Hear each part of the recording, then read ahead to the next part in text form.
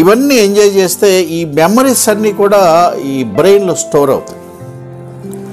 ఈ స్టోర్ అయ్యి ఎప్పుడన్నా ఇటువంటి పార్టీ అన్నప్పుడు ఇవన్నీ ఆ బ్రెయిన్ గుర్తు చేస్తుంటుంది. లేదా మామూలుగా కూడా ఇవన్నీ ఈ టేస్ట్లు, అక్కడ ఉన్న ఐటమ్స్, వాటి ఇమేజెస్ అన్నీ ఒకసారి మెమరీలో గుర్తొచ్చినప్పుడు అబ్బాయి ఇటువంటి పార్టీ మళ్ళీ ఎప్పుడైనా దొరికితే బాగుండు, మనం బాగా ఎంజాయ్ చేయొచ్చు అని ఉంటుంది. దట్ ఈజ్ ఎక్స్పెక్టెడ్ రివార్డ్లో ఉండేటటువంటిది. సో ఎప్పుడైతే మార్నింగ్ ఇటువంటి మంచి పార్టీ ఉంది అనే ఆలోచన ఎప్పుడైతే వచ్చిందో ఆ రోజంతా ఉత్సాహంగానే ఉంటాం.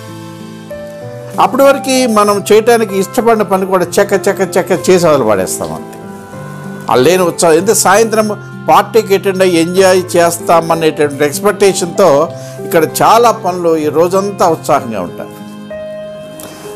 ఒకవేళ అక్కడ పార్టీ జరగలేదు, క్యాన్సిల్ అయిపోయిందంటే డోపమైన్ కంప్లీట్ డౌన్ అయిపోతుంది. ఇక మళ్ళీ ఎప్పుడన్నా ఎవడన్నా పార్టీ ఇచ్చినా ఇది ఇప్పుడు జరిగేది కాదులే, జరిగినప్పుడు చూద్దాంలే అని ఇది కూడా మెమరీ స్టోర్ చేస్తుంది.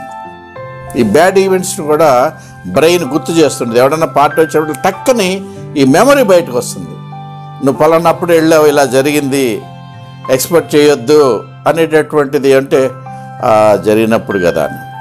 దీన్ని మనం ఇంకో కోణంలో కూడా చూడవచ్చు. మనం వాడిని ఎక్స్పెక్ట్ చేసి అక్కడ చికెన్ ఐటమ్స్ బాగుంటాయి, కబాబ్స్ బాగుంటాయి, అక్కడ ఉన్న ఐస్ క్రీమ్స్, ఇలాగా ట్రైబల్ ఫుడ్డింగ్ చాలా ఫేమస్ అన్ని కొన్ని ఎక్స్పెక్టేషన్స్ వెళ్ళిన తర్వాత ఆ టేస్ట్ అక్కడ ఉండదు. ఒక్కోసారి మరి వీడు ఎక్స్పెక్ట్ చేసిన టేస్ట్ ఉండదు, లేదా వీడు అనుకునే ఐటమ్స్ ఆ రోజు ఉండవు, లేదా వీడు ఎక్స్పెక్ట్ చేసినట్టుగా అక్కడ వాతావరణం ఉండదు. అది కూడా బ్రెయిన్ స్టోర్ చేస్తుంది. This also bad memories. ఈ మెమరీస్ వచ్చినప్పుడు కూడా అబ్బా ఈ హోటల్కి ఎప్పుడు వెళ్ళకూడదురా బాబు అన్నాడు. These are expected.